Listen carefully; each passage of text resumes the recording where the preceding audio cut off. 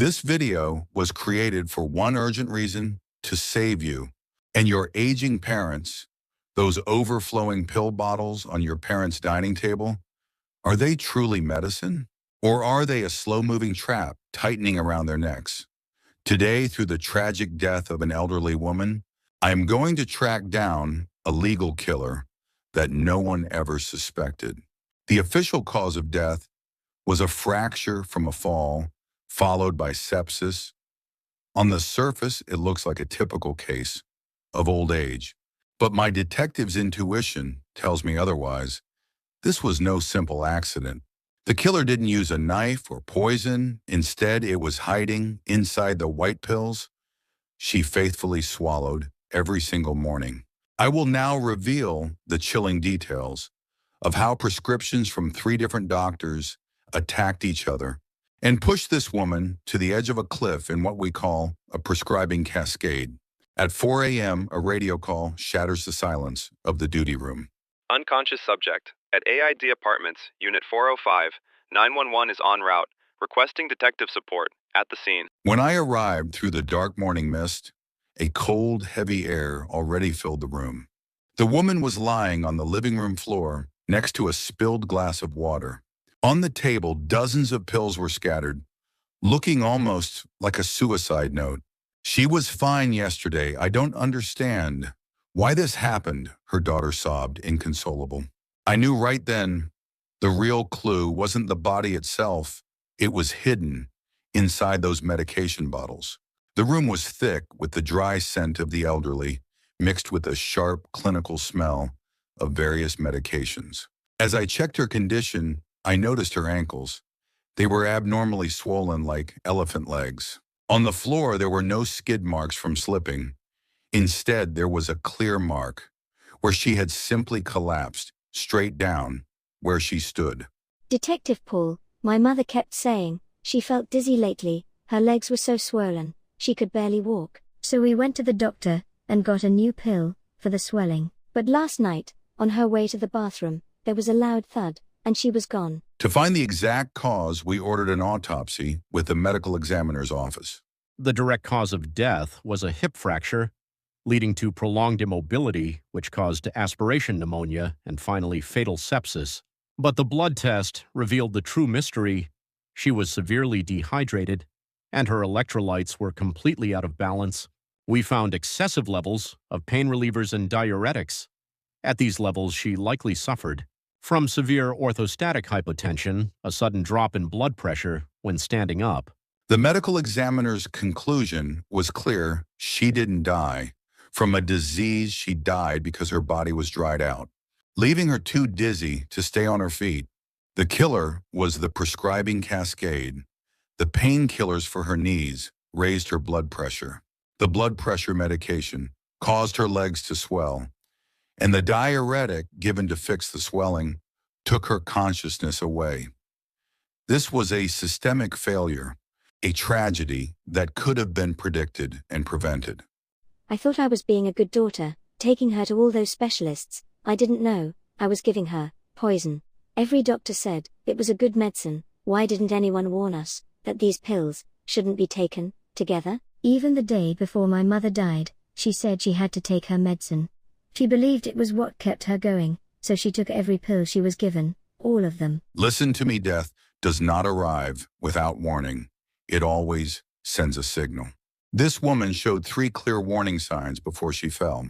First, swollen ankles. If the socks leave deep marks on the skin, it's often a side effect of a new blood pressure medication, not just old age. Second, orthostatic dizziness. Don't just call it anemia. For a senior, feeling faint when standing up is a falling alert. Third, dry mouth and constipation. These are signs that the body is drying out and that the drug interactions have reached a breaking point. Through a detective's eyes, these signals were her body's final scream for help. Now, Detective Han, our senior health specialist, will provide the briefing on how to prevent this.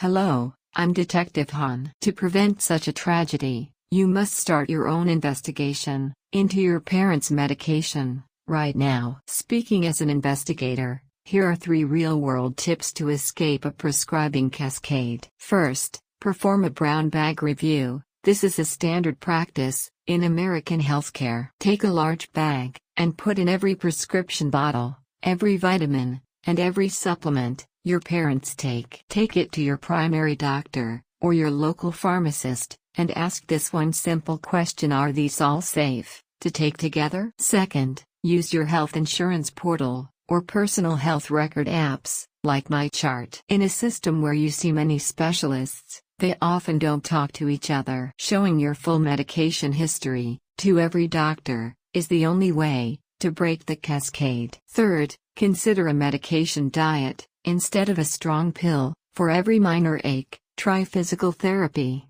or gentle stretching first. Sometimes, the greatest cure is not adding a new pill, but taking one away. Medicine has advanced, but the holistic view is fading. The surgeon looks at the bone, and the internist looks at the numbers. In between, our parents are becoming victims in an invisible game of dominoes. This has been a Detective Han speaking. Remember this, never forget it. I know for many of you it feels difficult to speak up in the doctor's office. You don't want to be seen as a difficult patient, and you were raised to respect authority. But as a detective, I am telling you, your silence is the killer's best hiding place. When you sit in that clinic, I want you to be bold.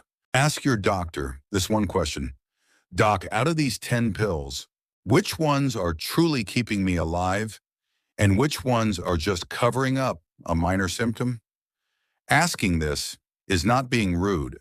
It is your right to know exactly what is going into your body. It is the most powerful investigative tool you have to stay safe. Thank you, Detective Han. Let me emphasize one more thing. Medicine itself isn't the danger.